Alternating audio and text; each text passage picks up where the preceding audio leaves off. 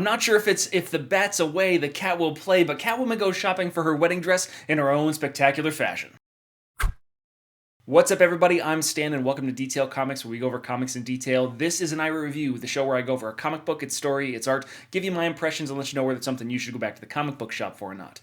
Make sure you subscribe to get one of these every single week. The book that I want to talk about is Batman number 44, which actually has two different covers. We've got Bruce in his tuxedo, we've got Catwoman in her dress, and she's going to find that inside this issue. It's going to be a combined storytelling with Mikel Janin taking care of the historical perspectives and then Joelle Jones doing the modern take on stuff. So I'm really excited to see where this goes, and it's an interesting tale that's going to be either text heavy or not so much. But let's jump in and see what we've got in store. Like a number of issues before, Batman number 44 tells a singular story that happens to relate to the overall theme of Tom King's run on Batman, but not necessarily on the specific plot at hand. So what we find is that Catwoman is restless in the night. She leaves the bedside of Bruce Wayne and then hops out onto a gargoyle and takes off into the night.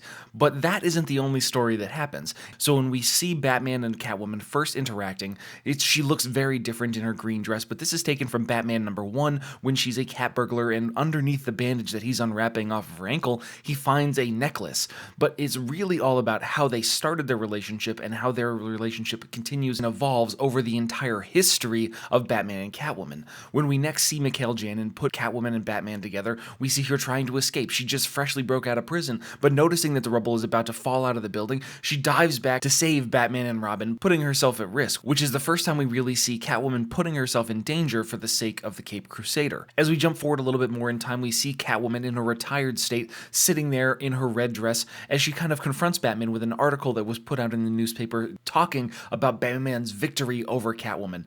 She is a little bit more perturbed in this sense. She doesn't feel her independence anymore. She feels like she is being confined, being caged, and then she takes on a life of crime again. We jump into the future once more, where she's in her cat suit and her relatively odd-shaped cat mask, where he falls into her cataphonic trap, which is really about a story where she thought that Batgirl was a rival for Bruce Wayne's affection, so she's trying to determine whether he's going to end up with Batgirl or he's going to end up with Catwoman. It's not necessarily the strongest point about it, but this is Tom King paying homage to the history of these two characters, even going so far as to including her in her leotard and leggings, riding on the back of a white tiger, showing her independence and how proud she is as part of that particular story. Back into her classic purple, they're fighting, and we've got a bit more classic Batman. Batman is evolving, but not nearly as much as Catwoman, because Catwoman, it seems, the symbolism for this is that she has never known who she is, what she wants, or where she's headed, even though they've continuously had this relationship over this 70-plus year run of these two characters interacting. Batman has been very consistent, and while Mikel Janin doesn't necessarily do the greatest job at showing his evolution, he definitely showcases her evolution, and Tom King pulls the text from these stories right out of the comic books themselves.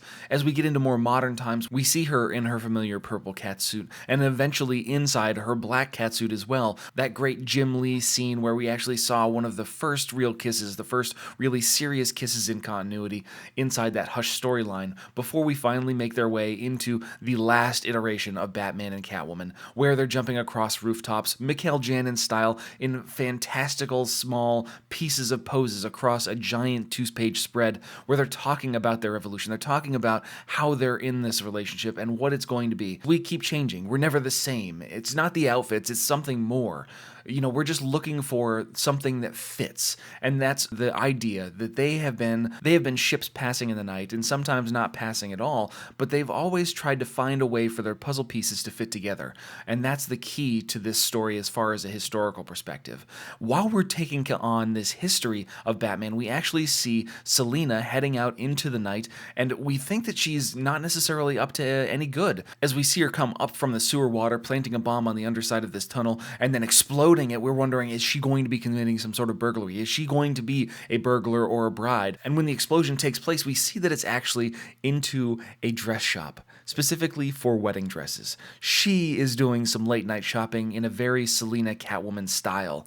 And as she casts off all this kind of rancid clothing that she was wearing, because her catsuit has obviously been filled with whatever is inside the sewers, she just lays down, relaxes, and then takes in the experience of being where she is, still being that that independent entity that is Catwoman. And there's some great detail from Joelle Jones. Of course, I am absolutely in love with Joelle Jones's version of Catwoman, and when she goes around, she just sees a dress. It's like, oh, this looks interesting. She puts it on over herself in the mirror and then immediately casts it aside. Fickle, which is the nature of a cat. Continually, over and over again. It's 4 a.m., it's 5 a.m., it's 5:30, it's 6 a.m. She hasn't found anything that she possibly wants. Raiding the mini fridge, getting a bottle of champagne, popping that bad boy open, and then looking at the devastation that she's left behind her, she still hasn't found quite the right dress for her.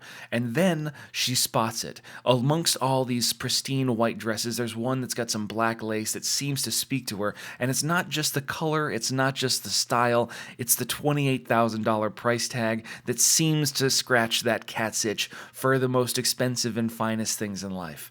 She tries it on and the design looks fantastic. She's just staggering when it comes to Joelle Jones, who did all the design work for this. She basically created Catwoman's wedding dress from scratch. And as we see the morning come, it's 7 a.m., it's 7:30, she's sneaking back into the mansion, and she's got this pink dress bag as she slides it into the closet and sees Alfred, who she gives a little sly grin to, don't tell Bruce anything, and crawls back into bed. And that's where we still have the question, bride or burglar? Is this something that's going to be inherently part of her? Is it going to kind of, continue to be a portion of her? What are we going to see Bruce's recourse be when he finds out that she's in a stolen $28,000 wedding dress? The money isn't really the issue. It's more of the act.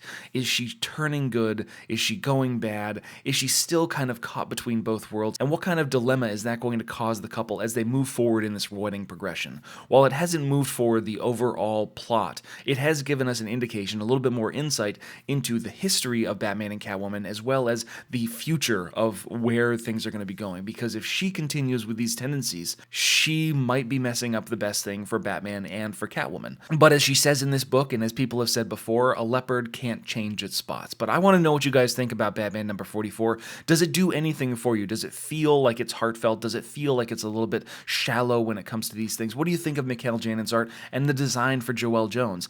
I think that it's not necessarily the strongest issue, but I think that it's full of the heart of what Batman and Catwoman are all about. But I want to know what you guys think, so hit me up in the comments down below so we can start that conversation. As always, if you like what you see, hit the like button. Don't forget to subscribe to get more news, reviews, and commentary on comic books, comic book movies, comic book TV shows and games, and anything and everything inside the world of comics.